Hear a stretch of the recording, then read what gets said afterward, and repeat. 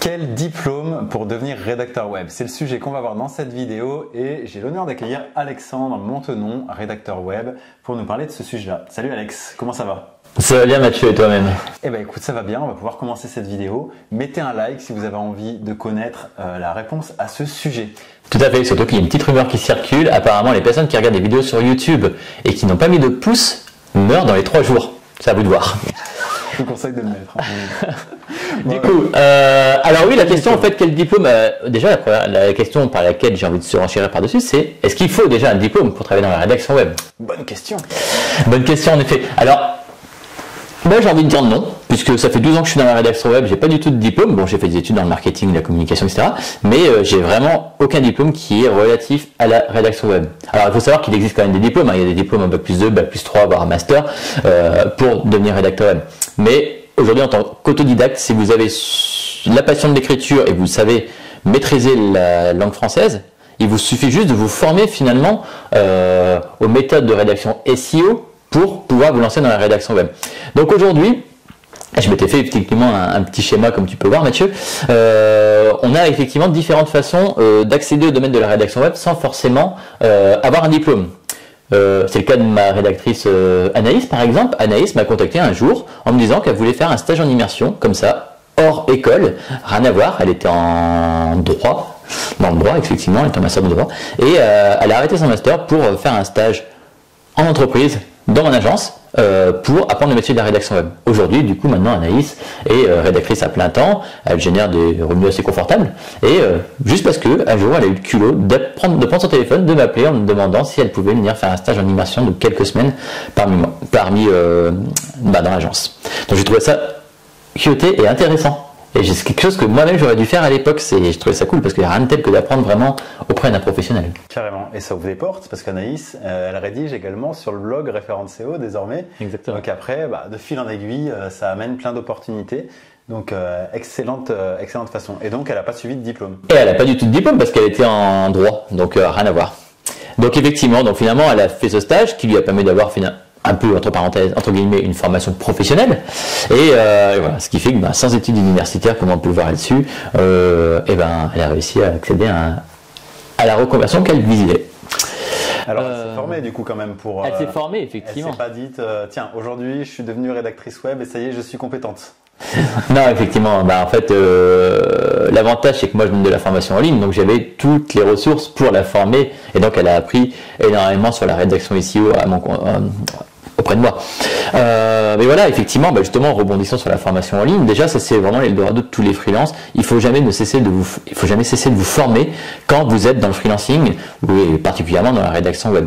Donc si vous voulez vraiment gagner en compétences, il y a des formations pour devenir rédacteur web, ou des formations si vous êtes déjà rédacteur web pour gagner encore plus en compétences et vous vendre plus cher auprès de vos prospects. C'est le cas d'ailleurs de ta formation. C'est ça, une fois qu'on est devenu rédacteur web, on a les premières bases du métier, on commence à avoir de l'expérience, on s'est formé, on sait comment gérer sa petite entreprise. Et puis arrive un moment où on va aller chercher des clients qui ont davantage de besoins ou des besoins différents en tout cas. Et donc moi, c'est pour ça que je les forme notamment en SEO. Parce que le SEO et la rédaction web, c'est quand même quelque chose de très imbriqué.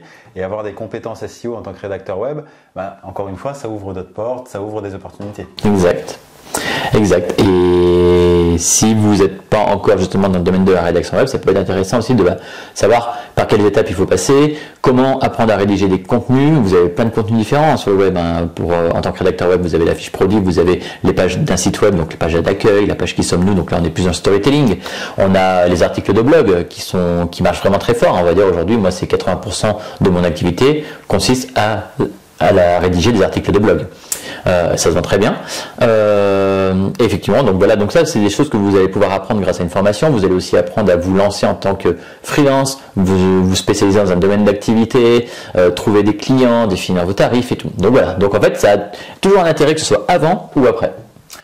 Et ce côté de formation, l'intérêt que ça a aussi, tu me dis ce que tu en penses, mais c'est en termes de durée. Parce que s'il faut suivre un Bac+2, Bac+3 ou autre, ça veut dire quand même 3 ans d'études pour apprendre beaucoup de théorie, mais pas faire beaucoup de travail terrain, alors qu'avec la formation en ligne, et c'est pour ça qu'on travaille ensemble, c'est qu'on a la même façon d'appréhender les choses, c'est qu'on croit que on apprend beaucoup par le terrain, l'expérience, en bien sûr apprenant quelque chose en théorie, mais vraiment en l'appliquant assez vite.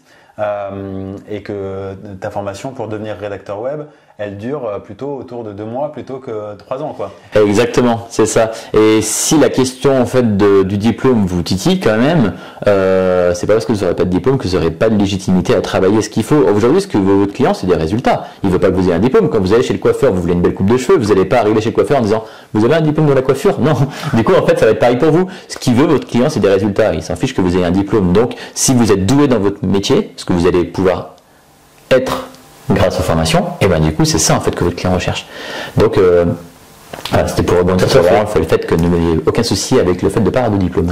Et c'est vrai que c'est une demande qui peut être légitime parce que notamment quand on est en reconversion professionnelle, généralement on a fait des études pour se former à un travail, on a fait ce travail un certain nombre de temps, et si on change, on se dit qu'il va falloir ce crédit du diplôme pour être employé, etc. Chose qui n'est pas le cas sur Internet. Et encore moins, voilà, en étant freelance, personne ne vous demandera jamais votre diplôme. Par contre, on va vous juger à vos compétences. Si vous travaillez bien, on va continuer de travailler avec vous. Si vous ne travaillez pas bien, c'est la loi du marché et ils trouveront quelqu'un d'autre de plus performant. Exactement. Donc, d'où l'intérêt d'être compétent, de se former, de toujours aller de l'avant, comme tu disais, de se former en continu, que ce soit sur la rédaction, sur le SEO, sur la gestion d'entreprise, sur le comment trouver des clients. Il y a plein de questions super intéressantes qui vont avec ce métier-là. Et on apprend avec l'expérience et c'est la vie dans l'entrepreneur que nous sommes.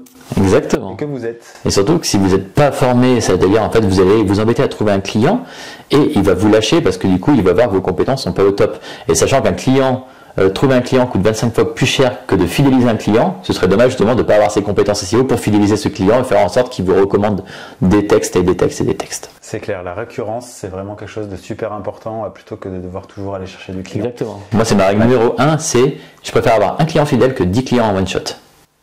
Complètement. Super. Eh ben, écoute, merci beaucoup pour toutes ces précisions. Je pense que c'est beaucoup plus clair maintenant à quel point c'est important et nécessaire d'avoir un diplôme pour devenir rédacteur web. On vous a préparé un petit guide en description. Est-ce que tu peux expliquer ce que c'est, s'il te plaît ? Oui, bien sûr. En fait, le guide, c'est un livre blanc que vous allez pouvoir télécharger qui va vous expliquer les 7 étapes pour devenir un rédacteur web accompli. Mais c'est pas tout, puisqu'en fait, en téléchargeant, vous allez pouvoir aussi accéder à une séquence mail, un mail par jour pendant 7 jours, qui vont vous donner 7 conseils, donc, pour vraiment vous lancer. Après, ce sera creusé aussi derrière, mais c'est des mails assez intéressants, genre, par exemple, comment définir son tarif, comment choisir sa niche, donc sa spécialité dans la rédaction web, comment trouver des clients dans la rédaction web. Voilà, donc du coup, il y a une certaine valeur ajoutée avec cette séquence mail. C'est carrément un début de formation, quoi. C'est un début de formation. Donc allez vite cliquer sur le lien dans la description pour y avoir accès et comprendre beaucoup mieux comment ça fonctionne tout ça. Merci beaucoup Alexandre, mettez un like si vous ne l'avez pas encore mis et puis abonnez-vous à la chaîne pour être tenu au courant des prochaines vidéos.